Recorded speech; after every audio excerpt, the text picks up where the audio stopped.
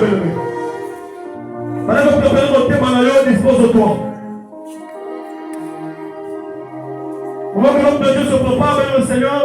Pour soi de rien examen. Je veux que tu te disposes. Prépare ton cœur ce matin. Préparer mon thème en haut et que nous allons ensemble dans ton monde. Mon thème on les a bien-aimés. Ma belle on les a fertiles. On les a bien-aimés quand il y a pas de moment ensemble dans ton monde. C'est pourquoi il dispose que nous sommes tous debout dans la présence de Dieu. Adoration. Otelemina inafukami Onetwamina mikitisi Epana yonde na zwibobo Yalibela seko na seko Oyolobide na kotosa Oyosalide na kosipa Oyolaki na kobombate Kubisa manzambe na mawa Atatolina boboyoga Yesu emo kozi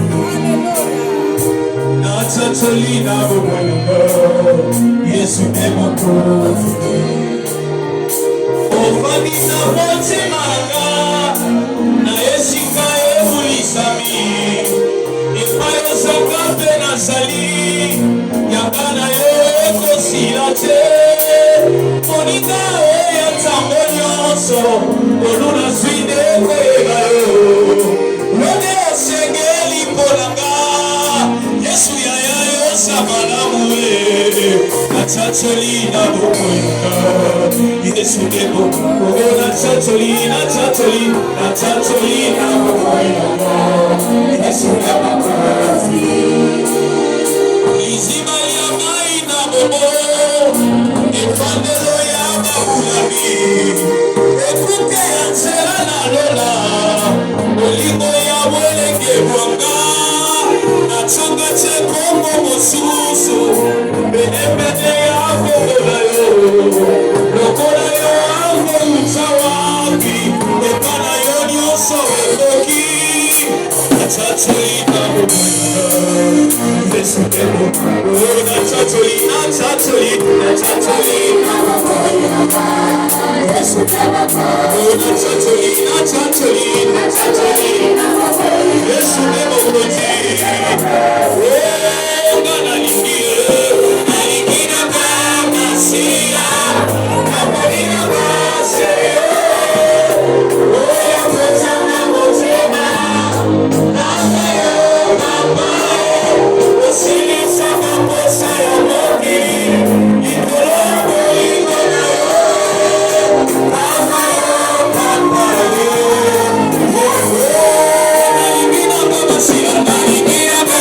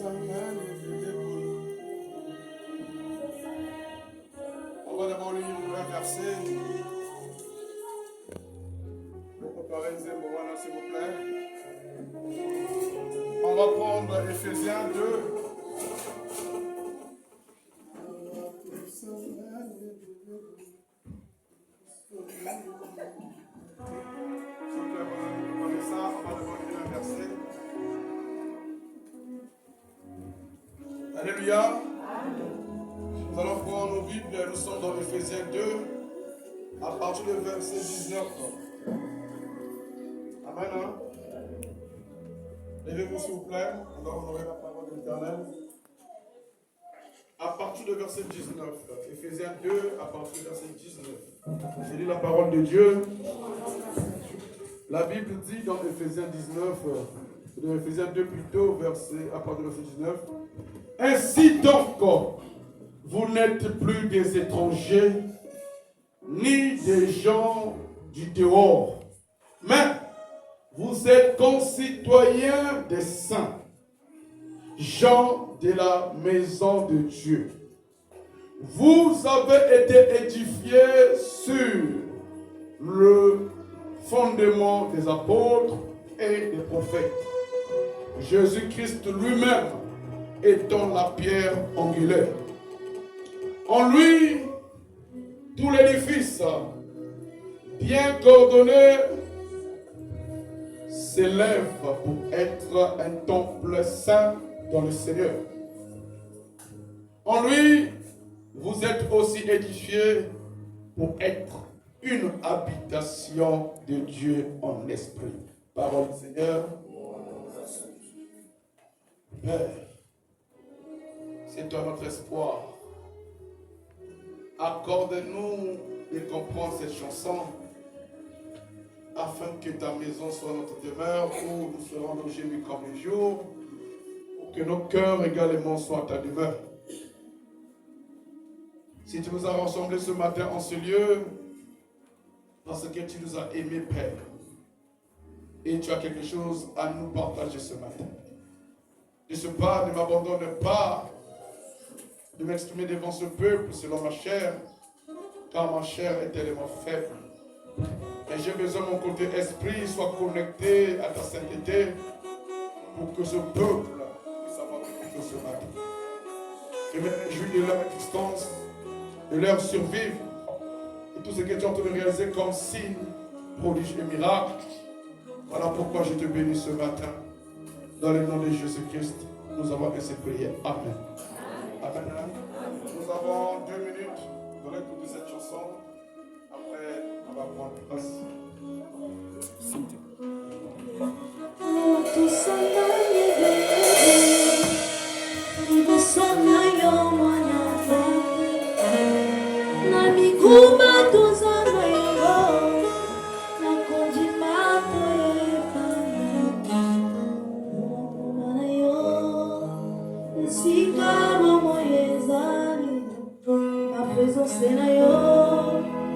Impossible devient possible. Moye viva cosa mi tema. Esika makani si esi. Awana boza mi sasina yo. Oteluso tele mi tema. Amaloba na yo. Esika moye zalo. Ma présence na yo. Impossible. Sanganye bele boye, ikosona yo mwana wake, na miguma tosana yo, ukojimato yepana yo, ubana yo, esika bomo yezali, na présence na yo, possible, impossible, oye viva cosa.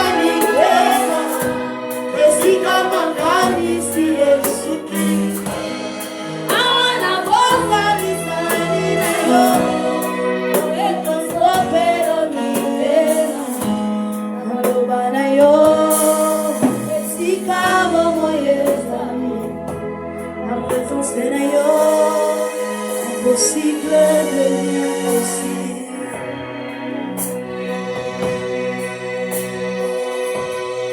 Là où tu es, qu'est-ce que tu peux dire à Dieu ce matin? Mais j'aimerais que tu puisses dire à Dieu, papa, je ne suis pas ici parce que je n'ai rien à faire à la maison. Non, je suis venu ici pour te chercher. Montre-toi en ma personne pour que ma vie se transforme ce matin. Prions le Jésus, alléluia.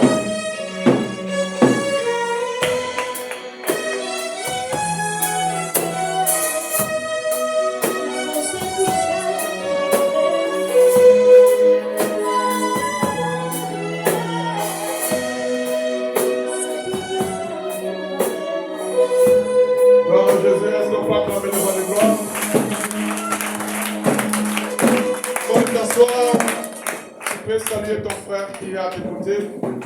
Dis, mon frère, je t'aime dans le nom de Dieu. Dans cet amour éternel, je t'aime, mon frère. Ma soeur, je n'ai que toi. Et Dieu a permis qu'on se rencontre ce matin. Que Dieu te bénisse. Si par sa volonté, il a voulu qu'on se voie ce matin, que ce Dieu-là puisse te bénir. Alléluia. Je bénis Dieu pour ta présence. Que l'honneur et la gloire lui soient rendus, lui qui veille, lui comme des jours en toi et moi. Amen. Alléluia. Est-ce qu'on peut acclamer Jésus? Alléluia. Ce matin, nous avons un sous-thème pour clôturer notre enseignement sur l'Église. L'Église est la demeure de Dieu. Vous allez écrire. L'Église est la demeure de Dieu. Vous allez comprendre que ça sera sur deux formes, côté bâtiment, côté spirituel qui est ton cœur. Ton corps, c'est le temple de celui qui nous a réunis en ces lieux. Et voilà pourquoi je compte sur toi de comprendre cette chose, afin que nous décollons ensemble. Cette semaine, Dieu nous a fait grâce de comprendre que l'Église a un but. Et on a défini que parmi les buts de l'Église, c'était de sauver les âmes. Amen. De grandir les gens spirituellement, n'est-ce pas? Et de manifester l'amour et le royaume de l'Éternel. Vous devez comprendre, parmi les buts de l'Église, ces éléments-là font partie. Maintenant, si tu ne sais pas comment définir une Église, si ta personne envers ton frère, ta soeur, tu n'arrives pas à manifester l'amour que l'Église nous demande d'avoir entre nous, c'est difficile pour toi de comprendre les choses de l'Église. Voilà pourquoi ce matin, il a plu à notre Dieu de nous rassembler autour de cet édifice que vous voyez. Et donc, dans le résumé du but, on peut dire que l'Église, c'est glorifier Dieu, c'est annoncer le salut en Jésus-Christ et édifier les croyants. Ça, c'est le but, dans le résumé du but de l'Église. Glorifier Dieu, annoncer le salut en Jésus-Christ et édifier les croyants. Et par amour de Dieu, il nous a permis de voir la différence entre l'Église universelle et l'Église locale. Et ce matin, nous allons voir l'Église, la demeure de Dieu, pour clore notre partie. Je vous avais dit que dans côté Église, nous ne sommes pas rentrés en profondeur. Parce que nous voulons juste faire sortir l'importance de l'Église, son but, son rôle, pour comprendre comment est-ce que l'Église va nous sélectionner à être des disciples, à être des ouvriers, à être des personnes qui vont vouloir choisir des secteurs. C'est-à-dire, il y a un secteur de chantre, il y a un secteur de protocole, il y a un secteur de modérateur, il y a un secteur de prédicateur, il y a un secteur d'intercesseur, de monitrice. Vous allez voir comment est-ce que l'Église est arrivée à nous faire sortir des personnes pareilles. Parce que dans Actes des Apôtres 2, 38, on a vu ces personnages que nous allons décortiquer lorsqu'on va entamer les services. Alléluia. Nous sommes sur Éphésiens 2, versets 19 à 22. Nous sommes en train de comprendre que l'apôtre Paul est en train de faire comprendre aux croyants que nous ne sommes plus étrangers ou des gens de passage. Lorsqu'on se retrouve ici dans cet édifice, nous formons tous un. Et voilà pourquoi nous devons manifester les choses que nous avons vues dans le but de l'Église.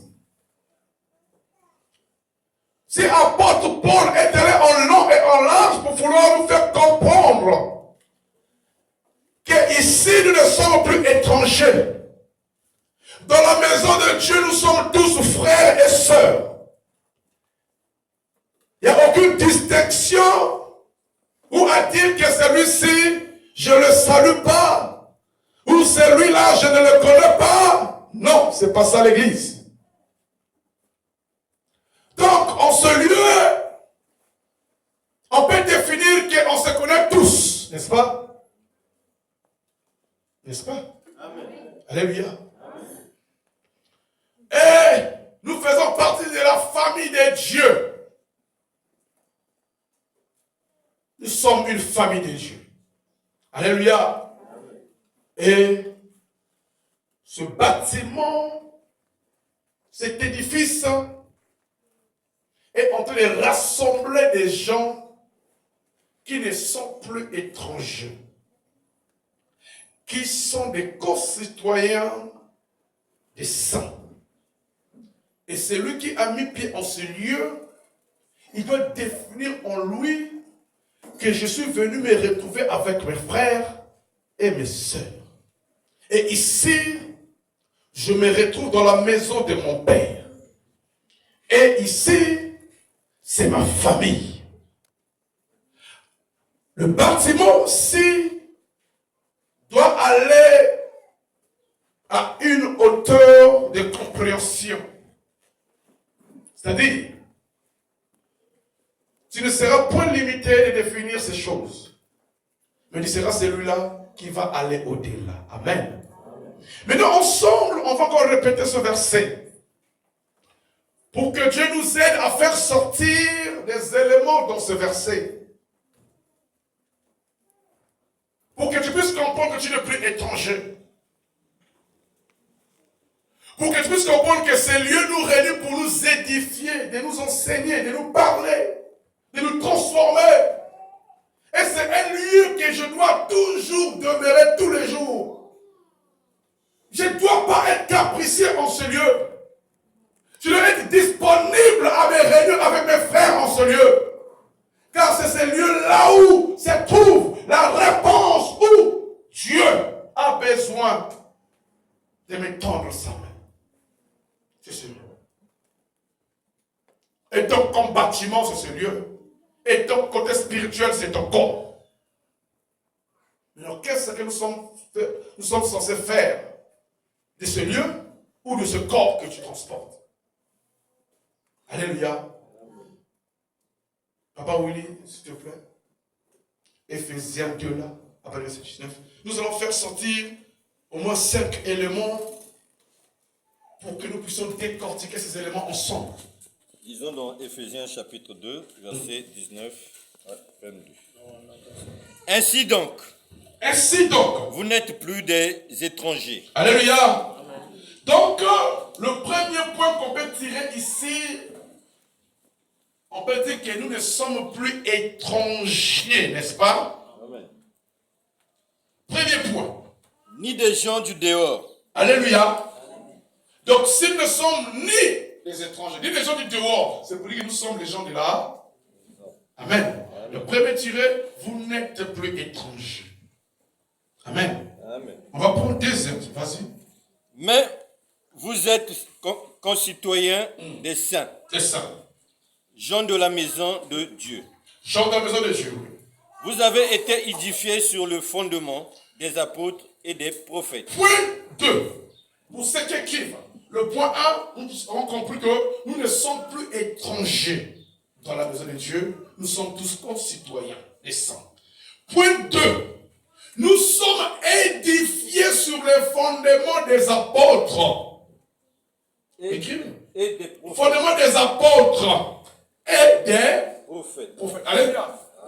Pourquoi ces deux expressions? Parce que c'est ici nous recevons les enseignements.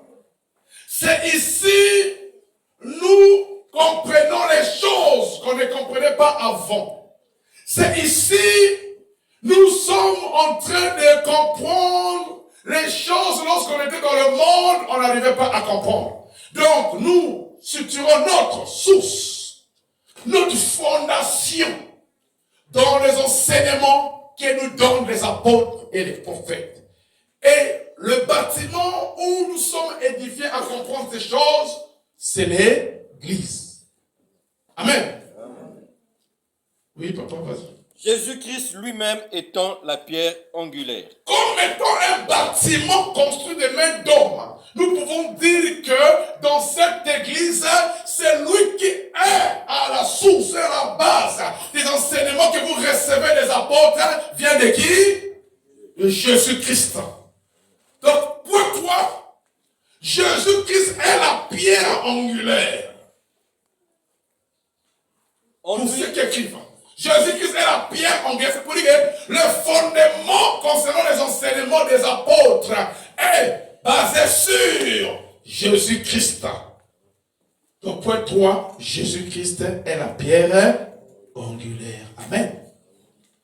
Vas-y. En lui, tout l'édifice, bien coordonné, s'élève pour être un temple Alléluia. saint dans le Seigneur. Amen. Amen. Point 4.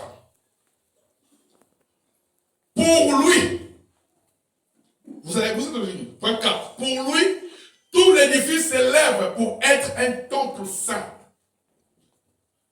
Donc pour Jésus, toutes ces briques, tous les éléments que vous voyez ici, tous les gens qui se retrouvent ici, tous s'élèvent pour être un temple saint. Point 4. Pour lui, tout édifice s'élève pour être un temple saint. Un temple saint. Et on va chuter. Vas-y. Temple saint dans le Seigneur. Dans le Seigneur. En lui, vous êtes aussi édifiés pour être une habitation de Dieu en esprit. Est-ce qu'on peut acclamer Jésus? Le point 5. Le point 5, nous sommes une habitation de Dieu en esprit. Vous allez comprendre que le deux dernières questions, le point 4, on a dit, nous sommes l'édifice qui s'élève pour être un temple. Ici, un temple, on peut définir en matériaux durables, comme le bâtiment-ci. Amen. Mais dans ce bâtiment, en logique, d'après la définition biblique, on doit retrouver les saints. C'est-à-dire que toi qui es ici, en logique, même si tu ne te définis pas, Dieu est en train d'imputer ce titre-là. Si tu es ici, c'est pour dire qu'il y a un côté de sainteté qui est en train de faire pousser ou aller vers Jésus. Et dans le point 5, le contexte change de forme. Le point 4, nous sommes en train de comprendre que cet édifice-là, c'est un bâtiment pour être un temple de saints. Dans le point 5, on dit une habitation de Dieu en esprit. C'est-à-dire que ça change maintenant, ça devient maintenant, ne savez-vous pas que votre corps est le du Saint-Esprit? Ça, c'est le point 5. Alléluia. On va maintenant travailler ces points-là. Amen. Vous n'êtes plus des étrangers. Donc, on peut dire qu'avant, nous étions tous des étrangers, n'est-ce pas? Avant, pour ne pas comprendre les choses d'en haut, on était tous des personnes qui n'arrivaient pas à définir un seul Seigneur et un seul Christ. Et on n'arrivait pas à définir qui était notre Sauveur, qui était notre Dieu. Il fallait qu'on trouve un point commun. Un point commun qui nous réunit ce Sauveur. Amen. Sauveur. Pourquoi je dis Sauveur? Parce que chacun de nous ici présent a eu à faire des choses qui a blessé Dieu. Et chacun de nous ici a eu à faire des choses qui a plu à Dieu. Mais quand Dieu est descendu, Jésus n'a pas voulu définir que c'est celui-là qui a fait plus ou moins. Non. Jésus nous a pris tous, y compris ceux qui ont fait le mal, y compris ceux qui ont fait le bien. Jésus les a rachetés tous.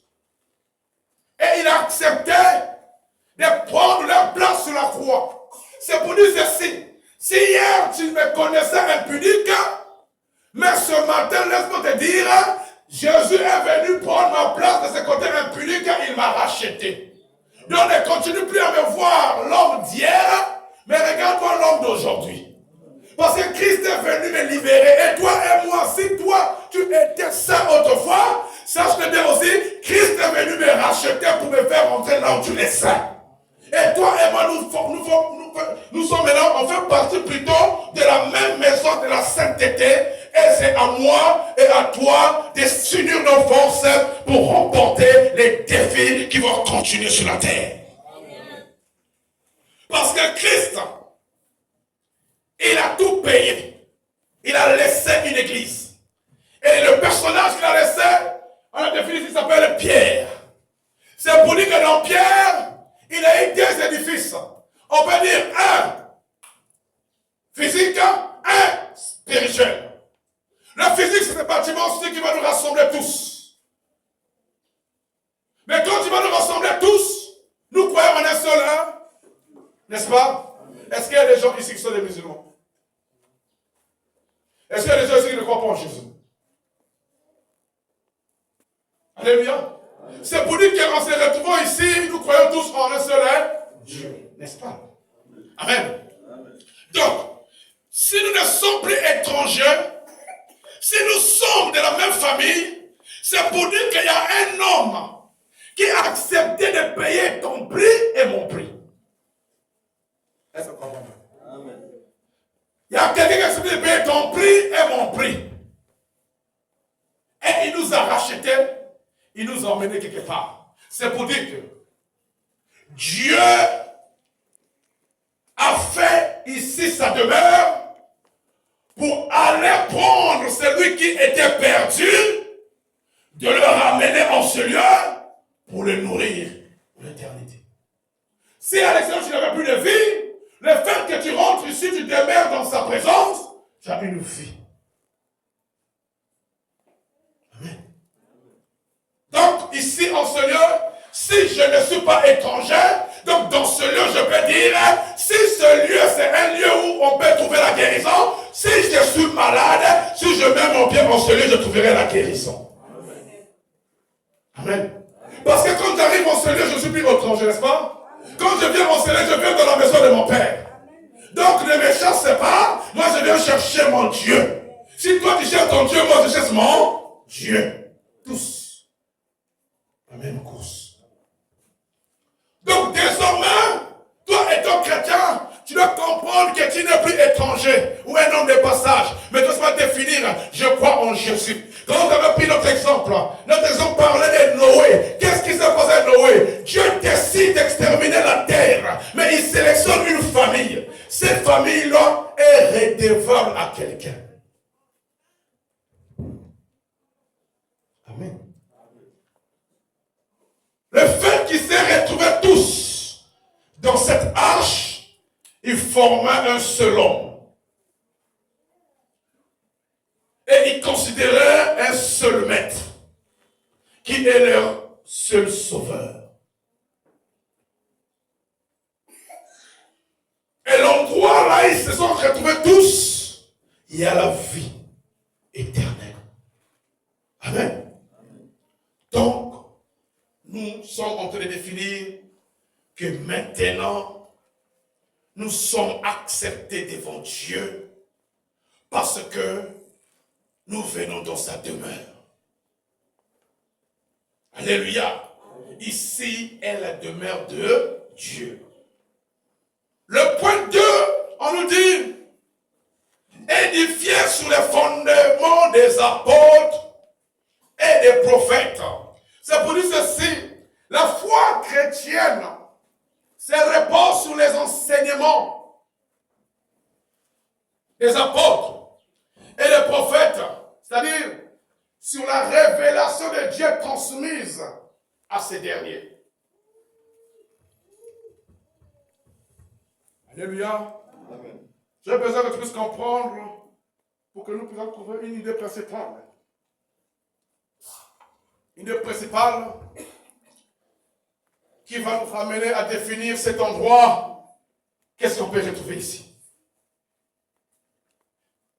Édifier, point 2, on nous a dit, édifier les fondements des apôtres et des prophètes. C'est pour dire que lorsqu'un chrétien s'approche de Christ, il va falloir que ce chrétien ait la foi.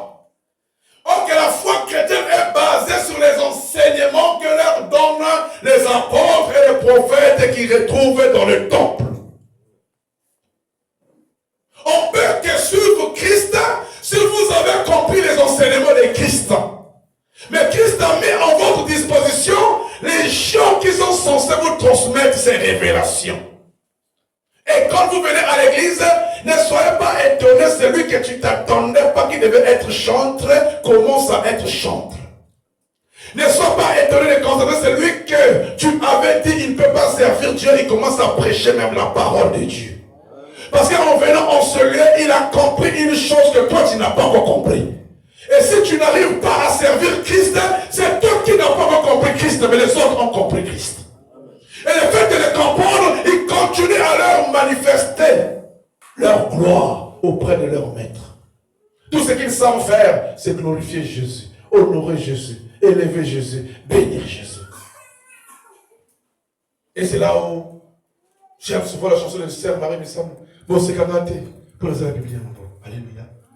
Ne vous moquez pas de ces personnes, car ces personnes ont connu des éléments que vous ignorez encore à ces jours. Et ça, vous le voyez toujours. Lorsqu'on dit culte à 17h, ils sont à l'église. Culte à 18h, ils sont à l'église. Pourquoi ils sont tous disponibles? Mais par contre, quand ça t'arrive, culte mercredi. Je me rappelle un jour, dans le livre de Jean 5, on nous parle d'une personne qui souffrait, mais qui n'arrivait pas à s'élever. La personne là, la Bible dit, dans ce temple, il y avait une piscine Bethesda, que seulement la première personne qui rentrait dans cette piscine qui recevait la guérison. Mais la personne a dit, depuis qu'il est là-bas dans cette église, dans ce temple, dans cet endroit, devant cette piscine, il n'a pas de la force de se jeter dans la piscine. Amen. La personne n'avait pas de la force, mais j'ai aimé l'endroit où il s'est retrouvé, c'est l'endroit où il y avait la solution de l'Éternel. C'est pour dire que tôt ou tard, si tu te mets dans sa présence, ton jour arrivera. Mais reste persévérant parce que peu importe l'heure, c'est pas à toi de le définir, mais il va passer toujours. Mais tu restes attaché. La Bible dit, la personne était toujours là. Et la Bible dit, c'était la première personne qui tombait dans cette eau qui recevait la réponse à son problème. Mais lui, il n'avait pas de la force au niveau des jambes.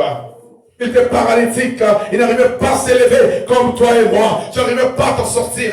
Arriver à l'église, c'est des problèmes, toutes ces choses-là, c'est des problèmes. Mais le fait que tu dois persévérer et demeurer en ce lieu, ton jour viendra. Les gens voyaient le bâtiment. Mais le paralytique, lui, il voyait que, c'est que moi je sais, je reste là. Peu importe le nombre des années. C'est que moi je sais, je reste là. Un jour, j'aurai ma réponse. Un jour, je serai guéri. Un jour, je serai délivré. Les gens voyaient seulement le bâtiment simple en négligé. Mais lui, il avait une foi. Pourquoi? Parce qu'il avait reçu des enseignements que si tu te jettes dans cette eau, tu seras guéri. Si tu viens dans l'église, ta réponse sera résolue. Il était là. Quand les gens venaient, les gens le passaient. Les gens passaient. Les nouveaux venaient et recevaient des témoignages. Lui, il n'avait pas de témoignages. Alléluia. Mais j'ai aimé une chose. Dans ce temps, il y avait la foi. Que je suis dans la maison de Dieu. Si je suis dans sa demeure, c'est pour dire que mon jour viendra. Alléluia. Mon jour viendra. Si aujourd'hui, je n'ai pas ce que moi je sais, à ta demain, ça peut arriver. Les gens voyaient cet édifice. La personne voyait une action de l'Éternel qui va se réaliser. Amen. On va prendre le point 3. Donc, dans le point 2, nous allons comprendre que venez, écoutez les enseignements et mettez en pratique ces paroles. Et vous allez voir les choses Il faut se réaliser. Mais où est-ce que vous pouvez aller entendre ce genre d'enseignement? Ce n'est que dans la demeure de Dieu. Alléluia. Ce n'est que dans la demeure de Dieu que vous pouvez entendre ces choses. Le point 3, on doit nous dire, et Jésus-Christ est la pierre angulaire. Alléluia. Ici, la pierre angulaire, elle est comparée à la pierre principale d'un bâtiment. Celle qui aligne et soutient tout le reste. Cela signifie que quand on vient dans la maison de Dieu, notre foi doit être basée en Christ et non sur les hommes. Lorsque tu rentres ici, tu as franchi ce bâtiment, ma soeur, ne viens pas pour X, ne viens pas pour Y, mais viens pour le Seigneur Jésus-Christ. Alléluia. Si ce paralytique étant proche des eaux de Jourdain et de Bethesda, s'il comptait seulement sur les gens, parce que les gens qui étaient avec lui là-bas, lorsqu'ils ont reçu leur guérison, ils sont tous partis, on lui a laissé seul. C'est pour dire quand on vient ici, tu dois comprendre que le salut est individuel. Chacun. Si tu es là, compte sur ton Dieu, ne compte pas sur quelqu'un. Parce qu'il y a des gens qui ont témoigné. Toi, tu n'as pas témoigné, n'est-ce pas? Mais est-ce que ta foi est définie? Est-ce que tu es en train de comprendre que tu dois souligner que ta foi est basée sur Christ, qui est la pierre angulaire? La pierre angulaire dans les enseignements des apôtres, c'est Christ. Lorsqu'on vient ici, on vous fait comprendre que, mon frère, ma soeur, en commençant par le pasteur jusqu'à ce Codime, notre foi doit être basée sur Christ. Parce que cette maison-ci n'appartient pas à un homme. C'est la maison de Dieu. Voilà pourquoi lorsqu'il a donné la clé à l'apôtre Pierre, il a dit à Pierre, la mort ne prévaudra point. Tout ce que vous lierez sur la terre sera lié dans les cieux. Ce que vous délierez sur la terre sera délié dans les cieux. Mais vous allez lier ça où? Dans la maison de l'Éternel. Je vis cet homme malade, manque de force, manque d'énergie. Mais il était persévérant. Il était persévérant. Quand on dit tous les jours, la Bible dit, la personne là, comme il avait compris que son état était critique, il n'arrivait pas à trouver la solution à son problème. Sa maladie en a mis du temps. La Bible dit au moins, allez voir 38 ans. La personne souffrait. La personne n'avait plus de la force, n'avait plus d'énergie. Qui devait les jeter pour obtenir la guérison? La réponse, personne. Mais j'ai aimé la persévérance de cet homme. Elle lui disait que je reste là et je demeure là parce que la pierre angulaire passera. C'est lui qui viendra me trouver ici. C'est celui qui me dira, lève-toi et marche. Mais les jours en question étaient arrivés, la Bible dit, Christ est passé, Christ est arrivé, Christ lui a posé la question. Vous savez pourquoi Christ lui a posé la question? Parce que Christ, il y avait beaucoup de gens, n'est-ce pas? Mais pourquoi Christ est intéressant à cette personne? Parce que la personne était persévérante. Ça veut dire que tous les jours, les gens venaient là-bas. On voyait cet homme, on voyait la personne. Mais pourquoi cette personne ne peut pas quitter ici? La personne disait que j'ai personne. Je reste ici. Les jours où la réponse passera, la réponse va avoir pitié de moi. Qui peut comprendre qu'un jour, Dieu peut passer pour son cas? Qui peut comprendre ça? Amen. Alléluia. Amen. Cet homme, il fallait que Christ, qui est la pierre angulaire dans notre point 3, est passé. Lorsqu'il arrive, il lui pose la question. Mon bien-aimé, qu'est-ce que tu fais ici? Il dit, Père, je suis malade, j'ai des soucis, j'ai des problèmes, mais j'ai personne pour me jeter ici pour avoir la solution. Comme toi ce matin, il y a quelqu'un qui est à tes côtés. Quand tu te plains, il se moque de toi. Il prend ton sujet, il transforme cela comme un sujet de moquerie. Mais laisse-moi te dire, si c'est la demeure de l'Éternel, persévère, viens, reste, il va passer. Qu'est-ce que ça demeure, il passera. Parce que c'est lui la pierre angulaire. Mais bien aimé, nous venons ici pour Christ. Et nous comptons sur Christ. Et voilà pourquoi la persévérance de cet homme, plus de 38 ans, mais un jour. Il a fallu un jour la pierre angulaire. C'est lui à qui les hommes comptaient passent dans ce bâtiment. Quand il passa, il dit, qu'est-ce que tu fais?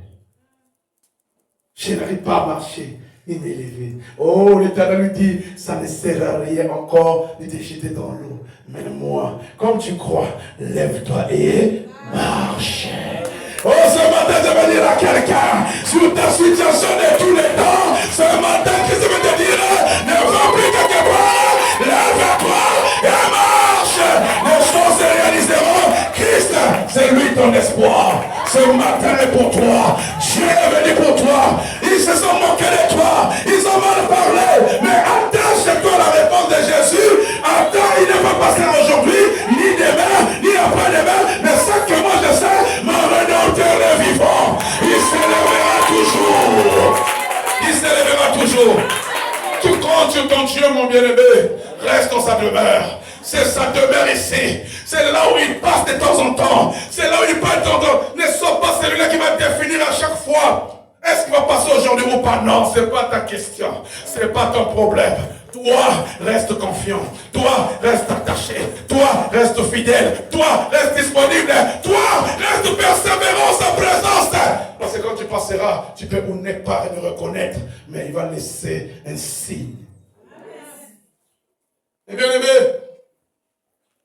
la pierre angulaire pour nous les chrétiens, c'est notre Seigneur Jésus-Christ. Qui ne nous a jamais abandonnés. Qui s'est jamais arrangé aux côtés de vos cœurs. Dans le tard à midi temps, tu as tellement de soucis. Tu n'as plus la joie. Oui, je suis d'accord avec toi. Mais laisse-moi te dire une chose. Cet homme également n'avait pas des gens comme toi. Mais lui, il a fait 38 ans. Mais toi, 2 ans, 3 ans, 4 ans, 5 ans. Mais tu n'arrives plus à venir dans sa demeure. Vous voyez la différence? Vous voyez la différence? Que c'est lui qui persévère. Et c'est lui qui néglige la persévérance. Toi, même pas une semaine. Oh, aujourd'hui, je ne vais pas à l'église. Est-ce que tu sais ce que tu es en train de dire? Oh, si je vais à l'église, pasteur va encore parler. Frère Intel va encore parler. La sœur va encore parler. Est-ce que c'est la maison du frère Intel? Est-ce que la maison du pasteur? Est-ce que la maison de la sœur Intel? Non, mon frère. Non, ma sœur. Ça appartient à Dieu. Quand tu quittes chez toi la maison, dis-toi que je vais à la maison de mon Père. Le Dieu qui veille sur moi. Si lundi, le mal que j'ai appris à atteindre les autres ne m'a pas atteint, il y a quelqu'un qui a veillé sur moi. Si le mardi, ce que j'ai appris sans passer en Médoulou ne sont pas venus me prendre, il y a quelqu'un qui veille sur moi. Si le mercredi, les soucis que j'ai appris de tomber sur le voisin ne pas tomber sur moi, il y a quelqu'un qui veille sur moi. Il y a quelqu'un qui veille sur moi. Donc je ne suis pas là pour comparer mon Dieu, pour comparer mon Jésus avec la compréhension des humains. Un être humain ne voit que le présent. Il voit que ce qui brille. Ok, tout ce qui brille n'est pas de l'or. Moi, je m'attache à Jésus. Et je suis disponible dans sa demeure. Parce que c'est dans sa demeure. Le jour arrivera, il passera. Et je reste fidèle. Alléluia. Amen. On va prendre le point 4. Le point 4, il nous dit, c'est que vous avez écrit, tout l'édifice s'élève pour être un temple saint. Les croyants sont comme des pierres vivantes assemblées ensemble. Ils forment un temple, c'est-à-dire un lien où Dieu habite. Amen. Mais bien aimé, vous connaissez l'adage qui dit, là où 2 ou 3 personnes sont venues, il est là parmi nous, n'est-ce pas? Amen. Maintenant, de quelles 2 personnes on parle? Amen. Amen. Vous devez définir une chose, les 2 personnes que la Bible parle, ce sont les 2 personnes qui s'aiment, qui manifestent l'amour l'un vers l'autre. Si les 2 personnes réunies dans un temple ne s'entendent pas, ils ne peuvent pas avoir Dieu au milieu d'eux. Amen. Voilà pourquoi dans ce temple, s'il veut nous déclarer saints, il veut que nous marchions dans la sainteté, dans la crainte, dans l'obéissance, dans l'amour de notre Seigneur Jésus-Christ. Parce que si nous aimons Christ, je dois aimer mon frère que je vois en face de moi. Si je dis que j'aime Jésus, et je dis que je déteste mon frère Francis, je déteste mon frère Christ, de quel Christ de Jésus que tu aimes? Si tu penses que celui que tu vois à tes yeux physiques, tu n'arrives pas à l'aimer. À plus forte raison, Jésus, tu le vois. C'est pour dire que si tu n'aimes pas celui qui est à ta gauche ni à ta droite, ne dis pas que tu aimes Jésus. Et lui, il veut que quand on se retrouve ici, on forme un cercle puissant, un cercle chrétien vivant. Lorsque je lève pour prier, le ciel même tremble. Le trône bouge, où Dieu vient voir. Qu'est-ce qui se passe dans la justification? Ah là, ils sont en train d'invoquer le roi des gloires pour intervenir. Comment est-ce que la prière de Daniel a bougé le ciel? Parce que Daniel était connecté avec un son pur. Étant connecté avec un son pur, lorsque tu persévères, tu verras dans le ciel, il y aura un trou qui va bouger le trône du Père. Le Père sera bousculé, mais ça c'est qui? Et les 24 vieillards vont dire, c'est Daniel. Qu'est-ce que je veux faire? Daniel, je n'ai pas répondu. Tu m'as répondu, mais je n'ai toujours pas reçu. Je veux que tu descendes sur place. Viens donner ce qui est à moi. Je ne veux plus de rêves. Je ne veux plus de pensées. Je ne veux plus de racontades. Je veux contempler les mains de l'Éternel. Je veux contempler les mains de Dieu. Mais ça peut que se réaliser lorsque la persévérance y est là. Tu insistes. Oh, tu as trouvé le travail, mais moi je ne vois rien. Oh, tu as trouvé les enfants, mais moi je ne vois rien. Oh, tu as trouvé le BPC, mais moi je ne vois rien. Mais je suis en train de persévérer. Le ciel sera en alerte. Il y a quelqu'un sur la terre qui est en train de persévérer. Qu'est-ce qu'on n'a pas fait? Mais on le va envoyer déjà le messager. Mais le messager est arrivé. Le Satan démon lui a bloqué. Jusque là, on t'a fait porter le masque de vieillesse. Tout le malheur va être tombé sur toi. Parce qu'ils ne veulent pas que tu puisses t'en sortir. Mais laisse-moi te dire, lorsqu'on se retrouve ici, tous d'un commun accord, nous formons une force. Et cette force, lorsque nous allons invoquer Christ, s'il y a un démon parmi nous, sera dérangé par ta prière et ma prière. Parce que notre prière fera une fusion. Cette force va délivrer les âmes. Mais si, autour de cette prière, dans nos cœurs, on retrouve le mécontentement de l'autre. Dans nos cœurs, on retrouve un constat qu'on ne veut pas donner. Tendre plutôt la main à son frère ou à sa sœur. Et qu'est-ce que vous attendez? Là où les gens ne s'entendent pas, le Saint-Esprit est attristé. Qu'est-ce que vous voulez? S'il veut que cet édifice puisse réunir les gens saints, c'est pour dire que nous devons partager une même idée. Le problème de l'autre est un problème. Amen. Amen.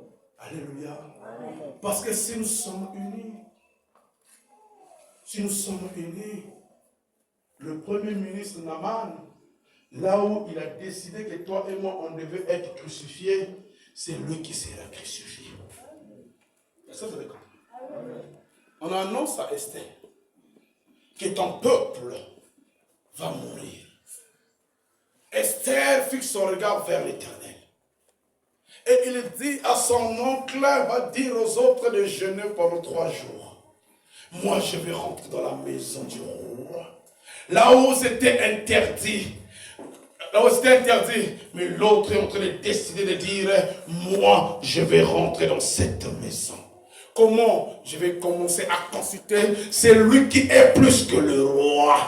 Celui-là, c'est le roi. Moi, je connais le roi des rois. Je dois aller consulter le roi des rois. Quand Esther est rentrée, elle est sortie. Là où le décret était destiné pour périr la famille d'Esther, tout s'est transformé. C'est maintenant celui qui était là pour désigner la famille d'Esther. C'est lui qui a pris la place d'Esther. C'est pour dire ceci, si tu es attaché avec les saints, tu seras de temps en temps connecté par la pensée des saints et tu vas vouloir consulter ton Dieu pour que tes ennemis soient tes marchepieds. Là où ils ont décidé que tu tombes, c'est eux qui vont tomber dans le nom de Jésus. Là où ils ont décidé ton malheur, c'est eux qui seront malheureux dans le nom de Jésus. Toute malédiction sur toi sera transformée en bénédiction. Toute maladie sur toi sera la guérison. Tout ce qui vont souhaiter pour t'arriver, leur arrivera dans le nom de Jésus. Parce que toi, tu seras protégé par les boucliers protecteurs. On va prendre le psaume 91. J'aime trop lire ça, Papa Mouni, vas-y. J'aime trop ce verset. Le psaume 91.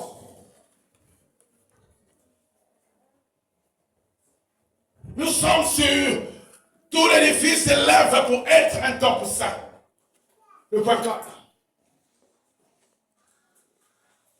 Le psaume 91.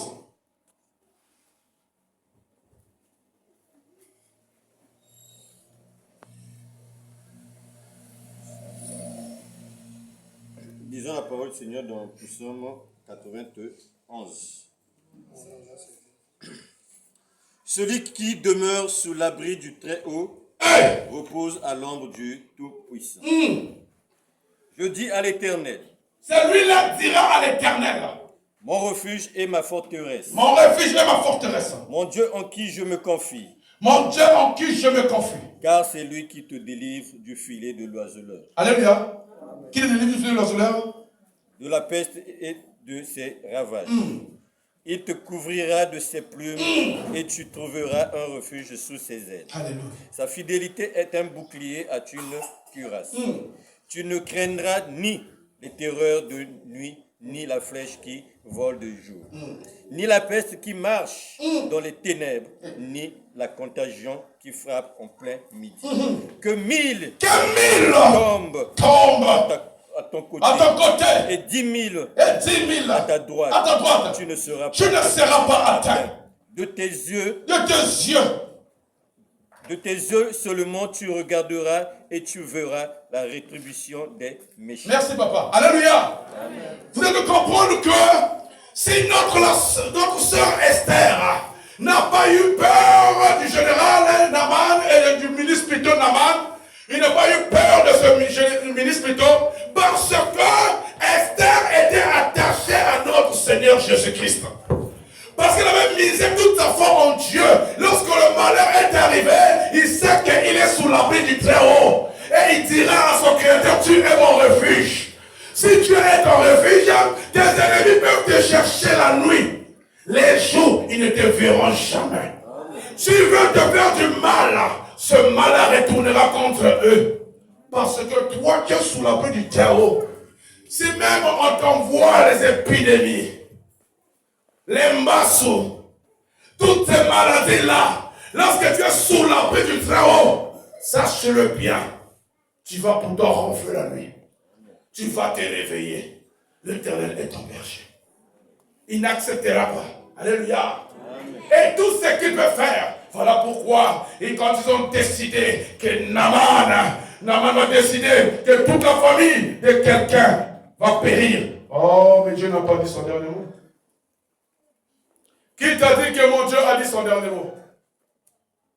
Qui t'a dit que le malheur dont tu es en train de vivre là, ton Dieu a déjà décidé? Et ils peuvent décider, c'est pas grave. Et ils peuvent conclure, c'est pas grave. Et ils peuvent aller voir les magistrats, c'est pas grave. Et ils peuvent aller voir les rois, c'est pas grave. Mais lorsque je vais consulter le roi des rois, le Seigneur des seigneurs, le Tout-Puissant, c'est lui-là qui est venu et qui a marché sur les eaux et qui a donné une personne la capacité également de marcher sur l'eau. À celui-là, j'ai misé ma confiance. Et il a une demeure. C'est en celui. Alléluia. Amen. Amen. On prend le point 5. Les chrétiens, vous avez un lieu de rencontre. Vous avez un lieu de rencontre, c'est ce lieu. Maintenant, on va prendre le passage 5. Le passage 5, on dit, habitation de Dieu en esprit. Amen. Une habitation de Dieu en esprit. Amen. Vous avez compris une chose, que Dieu, le fait qu'il vient de nous enseigner,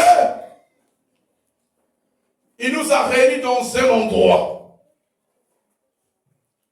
C'est pour dire que dans cet endroit que nous sommes ici, nous sommes mélangés, n'est-ce pas? Il y a toute catégorie de personnes ici. Il y a des sorciers, il y a des porteurs, il y a des bandits, il y a des voyous, il y a tous ces éléments-là. Amen. Ça fait même partie de la définition de l'église, n'est-ce pas? Ça réunit toute catégorie de personnes. Nous sommes tous ici. On ne peut pas se voir la face. Nous sommes tous ici, n'est-ce pas? Et il nous a déjà enseigné, mais quand on va se retrouver ici, on doit vouloir marcher dans la sainteté pour obtenir de sa part quelque chose. Amen. Ça veut dire que si une église veut vivre la main de Dieu dans sa destinée, cette église doit vouloir fournir des efforts de marcher dans la sainteté. Marcher dans la sainteté, ça fait partie de l'amour que vous allez manifester vers l'œuvre de Dieu. Marcher dans la sainteté, ça définit en ta personne une personne intègre. Maintenant, quand on vient sur le point 5, il est en train de comprendre que malgré que tu es là ensemble avec nous, tu continues à marcher d'une manière désintéressée à sa volonté. C'est là où il ajouta maintenant ce point 5. En logique, il devait s'arrêter sur le point 4 pour dire que nous sommes déjà réunis dans ce temple, nous devons maintenant faire des efforts de marche sain. Mais il constate qu'il y en a ceux qui sont ensemble avec nous ici, malgré que nous sommes en train de prêcher, marcher dans la sainteté, mais il y en a ceux qui ne le font pas, mais qui marchent selon leurs besoins. C'est là où maintenant le point 5 arrive. Pendant le point 5, vous allez lire dans la parole, il dit, je ne veux plus habiter dans la maison là où les mains d'hommes ont construit, mais je veux maintenant y résider là où moi-même je construis. Et apôtre Paul va plus là pour dire que ne savez-vous pas, votre corps est le temple du Amen. Là, on veut venir dans l'habitation là où il est en esprit. C'est voulu ceci. Tu peux tout. Tu peux nous mentir ici. Mais tu ne peux pas mentir ta conscience, n'est-ce pas? Amen. Alléluia. Amen. On va prendre le livre de Ageu. Ageu 1.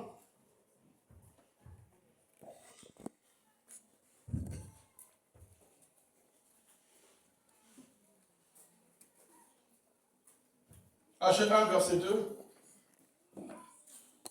Ageu 1, verset 2. Lisons la parole du Seigneur dans Ageu, chapitre 1, verset 2.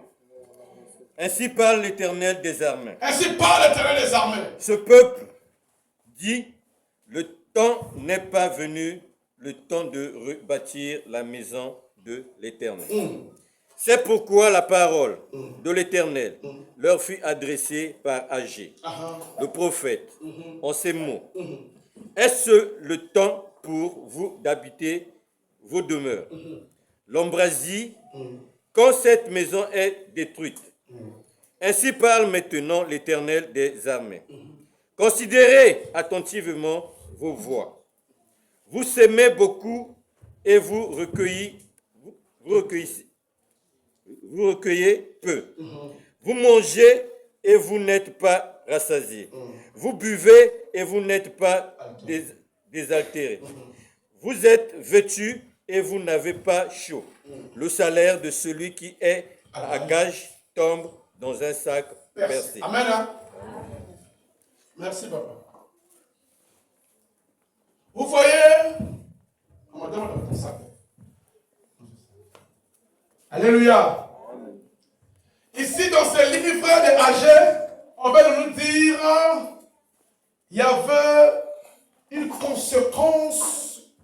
sur la vie de ceux qui avaient donné le dos à l'église de Dieu. Et ils préféraient maintenant prendre soin de leur demeure au lieu de prendre soin de la maison de Dieu. Et Dieu est en train de dire, il n'est pas le moment pour vous de prendre soin de vos demeures au moment où ma maison est en train d'être détruite.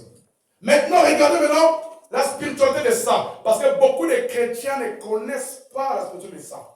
Ça veut dire ceci. Si tu es un chrétien, tu dois faire la maison de Dieu ta demeure, n'est-ce pas? Maintenant, si tu ne le fais pas, sache-le bien. Tous les efforts, c'est-à-dire que ce sac, c'est comme si ce sont des efforts. Vous voyez ça, non? C'est absolument fermé. La Bible te dit, le fait que tu vas donner le dos à l'église, le fait que tu ne viens plus à l'église, le fait que tu ne viens plus prendre soin de l'église, le fait que tu donner des choses à l'église, tu ne veux plus assister l'église de Dieu, sache-le bien. Tout ce que tu feras, tu ne vas pas t'en sortir. C'est-à-dire, tu peux remplir ce sac par des millions. Il a dit, mais non, ça sera comme un sac percé. Tu quittes ici, tu vas aller chez maman Jessica. Tu as ce sac avec des millions. Il va te donner dans mon bon. Il y a des gens qui disent, ah, mais Guinda, j'ai beaucoup d'argent, là c'est bon, ça marche. Quand tu arrives chez maman Jessica, tu ouvres le sac, il n'y a rien. Tout est tombé au cours du chemin. Alléluia. C'est pour dire que tu as fourni des efforts pour rien. Parce que tes efforts n'ont pas respecté le maître de tout ce qu'il a. Et vous allez voir beaucoup de gens qui ont fui le Seigneur. Ils fournissent des efforts, ils ne s'en sortent pas. Vous allez m'entendre, mais lui là, il avait un salaire de millions, mais pourquoi il est mort sans quelque chose, sans une parcelle, sans ceci, sans ceci. Ouais, c'est comme un sac de celui à gage percé. Et tout fait qu'il tombe. Tu fais des efforts, tu peux avoir beaucoup d'argent, mais tu verras que tu ne feras rien de bon avec. Pourquoi? Parce que tu as donné les dons à celui qui est le maître de celui qui devait veiller sur ça. Ok, l'argent est spirituel. Et bien aimé, tenez 1 million en main, vous allez voir combien de fois vous aurez un petit vertige. Mais je vous dis,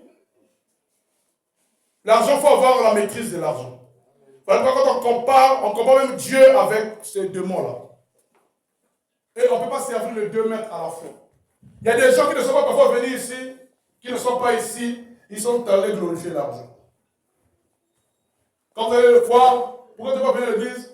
Oh, son calme, vous voyez, un corps pose le poids. Il fallait dire que le corps par moi. Alléluia. Il n'est pas venu. Alléluia. Et la Bible est en train de dire, pour ces genres de personnes, il aura même des millions, des milliards, mais il ne fera rien de bon avec. Pourquoi? Parce que il a donné le dos à celui qui est censé protéger cet argent-là. Et à celui qui est censé lui donner des bonnes idées. Tu peux avoir de l'argent. Tu peux ne pas avoir des idées. Il y a des gens qui ont eu de l'argent comme ça. On lui donne. Vas-y, dis. Vas-y, mais qui? Lui qui avait dit que si vous serez un bon bas, vous serez ça qui me tombe, vous serez ça qui me tombe, vous serez ça qui me tombe. Mais lorsqu'il l'a maintenant, quoi va-t-il dire? Il va au cavalier. Là, mais tu es où? Viens. C'est le mot des bières, mais ça trop long. Bon, on va dire bon, oui. Elle a compté dans Israël parce qu'elle a 100 000, elle a compté dans 10 000. Regardez, ma bonne, elle a si bon, ouais. Elle a si bon, oui. Mais tu sais bien qu'il y avait un élément que tu n'arrivais pas à respecter. C'était Dieu, tu mettais à l'écart. Quand tu mets Dieu à l'écart, l'explication est spirituelle. Quand ton argent ne glorifie pas l'Éternel, sache bien tout ce que tu feras avec n'avancera pas. Amen. Et si vous savez, même les Blancs connaissent ça. Vous ne connaissez pas que chaque fin d'année, parfois les Blancs font des paquets, aller donner les orphelins, les autres, ils font des choses comme ça. Mais toi, bon, de A à Z, maintenant, au finish, quand tu fais le bilan, il n'y a rien. Même épargne, rien. Même qui carte, rien. Tout, rien. Oh. Alléluia. C'est pour dire que c'est un principe qui est spirituel. Amen. Maintenant, nous, on vient maintenant dans le côté maintenant de l'homme. Là, on a vu un temple. Maintenant, on vient maintenant dans le corps de l'homme. Qui est cette habitation Dieu en esprit. Écoutez maintenant. Prends 1 Corinthiens 3, à partir du verset 16. Regardez. Donc le fait que la Bible encore dit que le fait que vous ne prenez pas soin de ma maison, vous détruisez ma maison, et il est en train de châtier un peuple. Ils sont en train de vivre le malheur, la galère, toutes ces choses-là. Or que toutes ces choses-là arrivent parce qu'ils ont donné le dos à Dieu. Il y a beaucoup de chrétiens ici, aujourd'hui, ils vivent les calvaires. Rien ne marche parce qu'ils ne viennent pas au culte, ils n'assistent pas à les cultes, ils ne viennent pas même honorer Dieu dans son département, peu importe, ils ne le font pas. Mais tu attends quoi de la part de Dieu? 1 Corinthiens 3, 1 Corinthiens, verset 16. chapitre 3, verset 16. Écoutez. Ne savez-vous pas que vous êtes le temple de Dieu et que l'Esprit de Dieu habite en vous? Si quelqu'un détruit le temple de Dieu, Dieu le détruira. Si quelqu'un détruit le temple de Dieu, Dieu fait quoi? Le détruira. Car le temple de Dieu est saint et c'est ce que vous êtes. Que nul ne s'abuse lui-même. Si quelqu'un parmi vous pense que être sage selon ce siècle, qu'il devienne fou afin de devenir sage. Amen. Hein? Alléluia. Ici, il a donné que ne savez-vous pas votre corps est le temple du Maintenant, si quelqu'un détruit ce temple, il est aussi détruit. Amen. On va prendre un autre verset.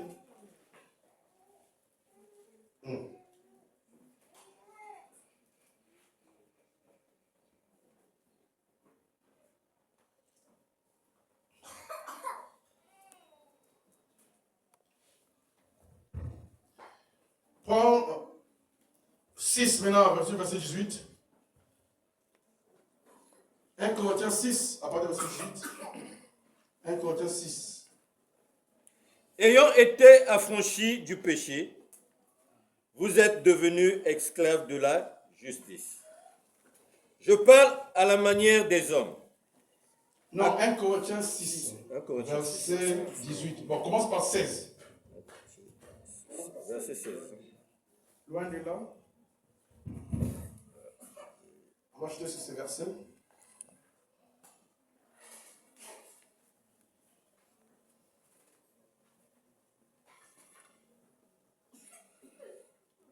Verset 16. Lisons la parole du Seigneur dans 1 Corinthiens, chapitre 6, verset 16. Loin de là, ne savez-vous pas que celui qui s'attache à la prostituée est un seul corps avec elle? Regardez, on nous dit, notre corps est le temple du Saint-Esprit. Mais non, celui qui s'attache à la prostituée forme un seul corps avec lui. Dans le délire des prostituées, vas-y. Car est-il dit, les deux deviendront une seule chair. Mais celui qui s'attache au Seigneur est avec lui un seul esprit. Vas-y. Fouillez l'impudicité. Écoutez, il nous dit maintenant, il va plus loin. Il dit, fouillez l'impudicité. Pourquoi? Vas-y. Quelque autre péché qu'un homme commet, ce péché est hors du corps. Mais celui qui se livre à l'impudicité pêche contre son propre corps. Ah. Vas-y. Ne savez-vous pas que votre corps est le temple du Saint-Esprit qui est en vous, que vous avez reçu de Dieu et que vous ne vous appartenez point à vous-même? Merci papa. Alléluia. Ici, la Bible est en train de nous dire que si nous détruisons le corps de Dieu qui est autre que le temple de Dieu, parce que nous ici, il a transformé en nous son lieu d'habitation, n'est-ce pas? Vous avez compris ça comme ça, n'est-ce pas? Il dit que notre corps est le temple du Saint-Esprit. C'est pour dire que notre corps, c'est une habitation de Dieu. Amen. Maintenant, si nous, on arrive à détruire ce temple, lui, il dit, il va nous détruire. N'est-ce pas? Amen. Donc, c'est pour dire ceci. On ne peut pas faire rentrer de n'importe quoi dans le temple de Dieu. Donc, ton cœur ne doit pas faire fréquenter n'importe qui dans son corps. Maintenant, il dit, il y a un élément qui est très dangereux qu'on appelle l'impudicité. L'impudicité, il a dit, il faut fuir. Fouiller parce que s'il y a un autre péché qui est directement dans le corps, c'est l'impudicité. C'est ce péché-là qui est directement dans le corps. Et c'est ce péché-là qui a détruit pas mal de générations sur la terre. Et bien aimé, voilà pourquoi vous devez beaucoup prier pour vos enfants. Le péché de l'impudicité, c'est le péché qui est en train de malmener la destinée de plusieurs enfants sur la terre. Je m'explique. C'est un péché, lorsque tu t'attaches à ça, toi et la personne, vous faites un. Maintenant, ok, cette personne, vous faites un, il a aussi une chaîne de sa famille. Il a aussi une chaîne de garçons ou de copines. Et chaque chaîne de famille, on dit souvent qu'il y a des malheurs dans chaque famille. C'est pour dire que le fait que tu es lié avec cette personne qui a un lien avec sa famille, qui a des malédictions, toute cette malédiction-là est dans toi. Maintenant, tu n'as pas seulement 2 copines, tu as seulement 4 copines. Maintenant, chaque une de tes copines a au moins 6 copains. Chaque une de ces copains a au moins 20 copines. Maintenant, imagine combien de fois nous sommes en train de faire des transmissions spirituelles par ignorance. Et c'est là où vous serez étonné un jour dans votre lignée, Boboti, nous. Mais à Outi Wapi, mais dans lien, zela, et Bimi Kula. Toboti, oh, Moutumoko, oh, Beg, oh, Bamanadi, oh, Kitom, alléluia. Non! Oh, mais il faut mettre quelque chose. D'abord pour moi maintenant, parce que tu t'es associé avec celui-là dans l'air aligné, il y a quel? Non, ne mettez que Vanda, on a bien Vanda, mais Nancy là-bas, il n'y a que Vanda. Si Nancy là-bas, il y a Vanda, Nancy là-bas, il y a que Vanda. Amen. Et aujourd'hui, la majorité de la jeunesse a un problème. Un jeune qui était intelligent à l'école n'arrive pas à obtenir le BPC sur le bac. Mais pendant que ce passage, premier, il arrive au bac, mourir, non. Mais il s'associe à la famille, ils ne sont jamais BPC. Ils ne sont jamais bac. Donc, le fait que tu es toujours attaché là-bas, donc c'est pour dire qu'il faut aller dans le combat spirituel, il faut briser ça. Tu dois être ici le vendredi. Vous avez vendredi. Et 4 années. Est-ce qu'on parle? Amen. Alléluia. Donc la Bible nous dit que nous sommes en train de saluer notre corps. Et notre corps est le corps du Saint-Esprit. Et si nous aimons notre corps, nous devons laisser que le Saint-Esprit lui-même y habite. Pour que nous marchions en esprit et non selon la chair. Parce que si on marche selon l'esprit, on va contempler les gloires de Dieu. Mais si on marche selon la chair, on doit faire que le désir de la chair. Donc, si tu sais définir que ton corps est la demeure de Dieu, c'est pour dire qu'il y a des choses à faire rentrer et ne pas faire rentrer. Mais bien aimé, des chrétiens ont le cerveau.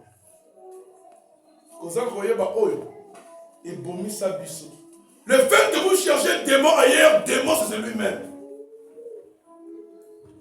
Amen. Amen.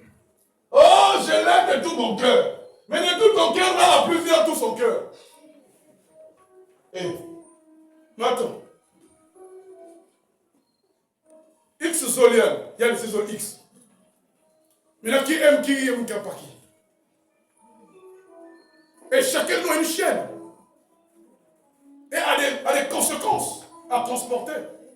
Et les chrétiens aujourd'hui, ils se sont associés. Et ma copine va Noki. Ma copine aussi va Noki. Mais là, ça va faire. Maintenant, si sa fille ne marche pas, on dit papa, avec ça, maman, avec ça, maman. Hey! De nos jours, vous-même, vous connaissez bien votre problème. Il n'y a plus papa, ça, maman, maman, ça, maman. Non, il y a ça, maman. Il y a maintenant que depuis parce qu'on a dit quand il y a des coups, il y a des bois. Qu'est-ce que c'est malade? Depuis que côté là, vine, tu n'arrives plus à t'en sortir. Il y a des gens parfois, le fait qu'ils tombent un mariage, faire un mariage avec une femme, vraiment le cimanial. Rien ne marche. Tout dans l'eau. Rien ne marche, il n'avance pas. Donc, c'est des choses, vous devez comprendre où est-ce que nous pouvons aller chercher la réponse. C'est dans la demeure de Dieu. Et si on se retrouve tous ici, vous allez voir que Dieu peut inspirer aux modérateurs, aux prédicateurs, aux intercesseurs, aux gens de l'église de soulever des sujets pour briser toutes les chaînes qui nous lient avec les conséquences de nos jours. Et la jeunesse n'arrive pas à s'en sortir. Jeunesse, c'est le problème. Il faut seulement être voyou, il faut seulement être bandit, il faut seulement être ici. Donc, il y a des problèmes. Pourquoi? Parce que nous avons des liens qui nous lient avec les conséquences de notre destinée. Est-ce qu'on peut acclamer Jésus?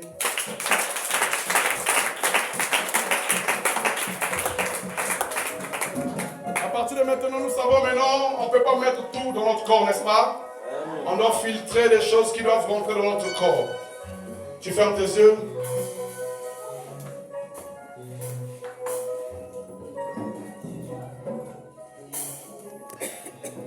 Tu vas d'abord dire à Dieu, Seigneur, on va prier 2 requêtes et puis on va s'élever pour faire un combat, juste un seul sujet. Là, on aura 3 sujets. Le premier sujet, tu vas dire à Dieu, Seigneur, fais de telle sorte que cette maison soit ma demeure. Parce que ici, c'est ta demeure. Prions au nom de Jésus, alléluia.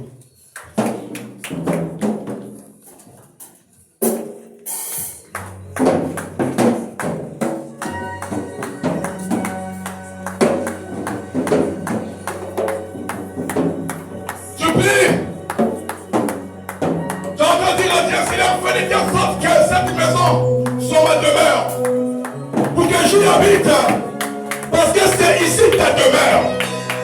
Oh Seigneur Jésus, aide-moi à aimer cette église. Aide-moi à aimer venir dans ce lieu. Parce que c'est dans ce lieu que je peux trouver la réponse à mon problème. C'est dans ce lieu le paralytique s'est levé à marcher. C'est dans ce lieu Pierre a fait lever quelqu'un et a marché. Oh Seigneur, Seigneur, aide-moi à faire de ta maison ma demeure. Parce que je sais ici c'est ta demeure. L'église est la demeure de Dieu. L'église c'est l'endroit où le Saint-Esprit habite. Oh! Fais de Dieu tes délices.